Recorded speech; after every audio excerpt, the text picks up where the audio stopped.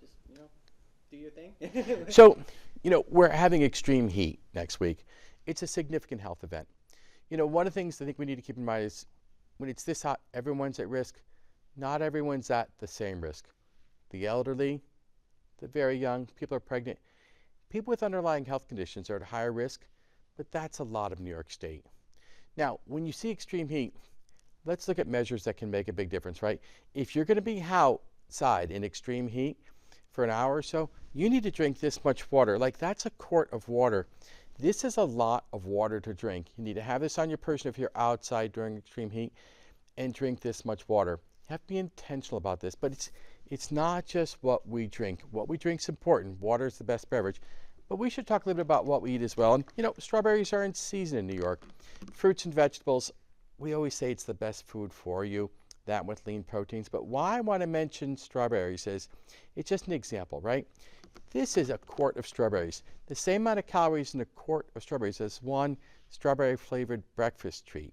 Now, what I'm trying to get across here is that these have nutrients in it, but also water in it. So this is very good for you. Processed food isn't very good for you at all. This is a sugar, but really isn't going to help you during this. So as we combat the heat, let's make sure to keep our water together, and let's eat well as well.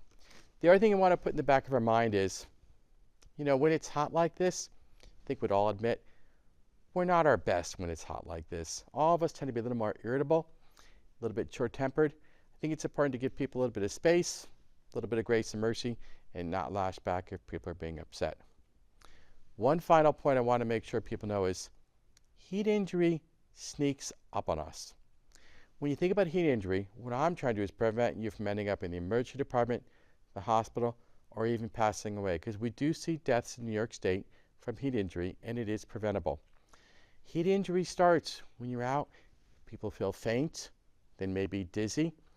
All of a sudden, you might start feeling nauseous. At this point, you should be inside, getting into an air-conditioned place, cooling down, and getting water into your system. I think it's really important to recognize heat injury is a continuum, but if it isn't addressed, you go beyond the nausea to muscle cramping, unsteady on your feet, maybe even pass out, and then that can lead to convulsions or even a heat temperature over 104.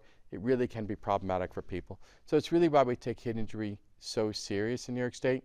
We have a website that I hope is helpful, health.ny.gov/heat dashboard.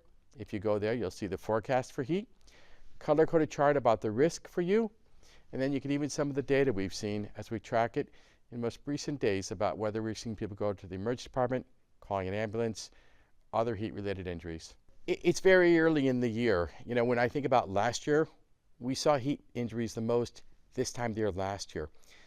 We're not acclimatized to the heat yet. And one thing to keep in mind is our bodies aren't ready for this. One little tip how I start my day, by the way, and this is true not just for now, but for all year long, is start your day with a tall glass of water, even before you have your coffee or your tea to wake up in the morning. Because when you think about when we're sleeping at night, we are dehydrating a little bit overnight. So start your day with a tall glass of water, especially important this time of the year.